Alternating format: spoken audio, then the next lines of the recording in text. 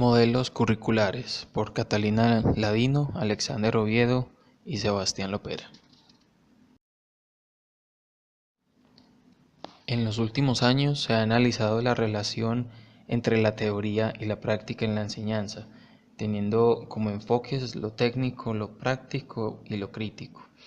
La competencia profesional se juzga con respecto a las destrezas técnicas para aplicar las teorías científicas sobre la enseñanza y obtener los resultados preestablecidos. En esta, la teoría dirige la enseñanza.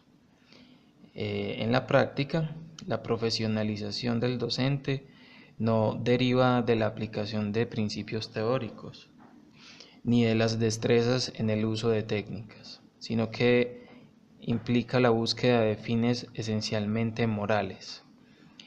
La crítica concibe a la enseñanza como praxis, se guía siempre por una disposición moral a obrar correcta y justificadamente, entramando la acción con la reflexión.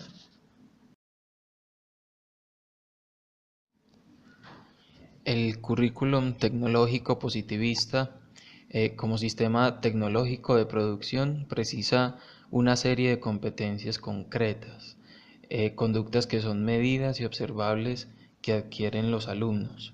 El plan de instrucción se concreta en un documento en forma de plan de aprendizaje que incluye con precisión y detalle objetivos, contenidos, actividades y estrategias de evaluación. Es una planificación racional para la intervención didáctica. El conjunto de experiencias de aprendizaje permite considerar las experiencias de aprendizaje no planificadas de una manera explícita. Incluiría experiencias formales y no formales facilitadoras del aprendizaje. Y también está el currículum por competencias.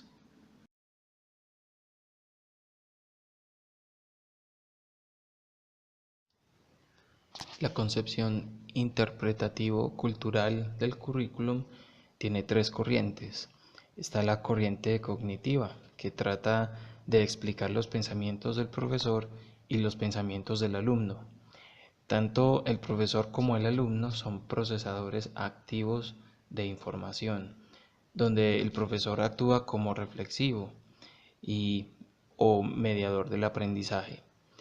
El enseñar a pensar bien facilita el uso adecuado de estrategias cognitivas y metacognitivas y de modelos conceptuales. De esta forma se desarrolla el potencial de aprendizaje y el potencial intelectual que tiene el alumno. Para esto es necesario entonces aprender a enseñar. La corriente práctica se desprende en dos. Está el currículum como arte de práctica, donde su función consistente es un razonamiento práctico y una deliberación y un debate, discusión comunitarios. Y también un currículo como arquitectura de la práctica, que pretende buscar desde las prácticas curriculares espacios culturales que desarrollen la autonomía de los centros y de los profesores, al considerar el currículum como una recreación cultural desde la práctica. La corriente reconceptualista es una revisión crítica de los modelos curriculares academicistas y se distinguen en esta corriente tres áreas. La primera es la escéptica, es escéptica ante la forma de hacer lógico-positivista que tiene la ciencia social. La segunda es perspectivo global, se basa en la psicología humanista y esta afirma que la persona es una realidad integrada de rasgos cognitivos, afectivos y psicomotores y que opera globalmente ante el medio. Y la introspeccionista e intuitiva. Ella se apoya en las capacidades del ser humano para tomar conciencia de sí mismo y de la realidad externa.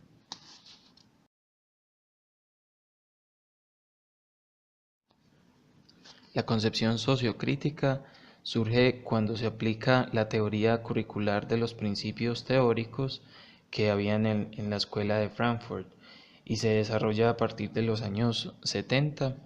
Llega a la escuela en España y en otros países en la segunda mitad de la década de los 80.